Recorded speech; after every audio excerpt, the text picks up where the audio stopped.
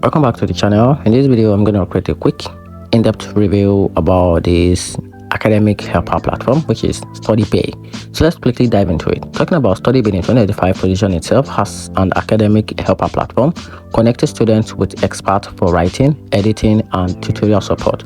It's flexible, cover a wide range of support and subjects, and also offer cheaper than traditional tutorial services.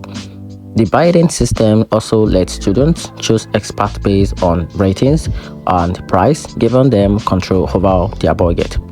The downside are inconsistency in quality, since result depends heavily on the choosing expert, and there are concerns about academic integrity if students misuse the service for assignment. Customer support can also feel limited at times. In conclusion, or overall, Studybay is a useful tool for affordable academic help and guidance, but students should approach it responsibly to truly benefit their academics. And that's it. Hope you find the video helpful. Turn on the notification button and subscribe for more review.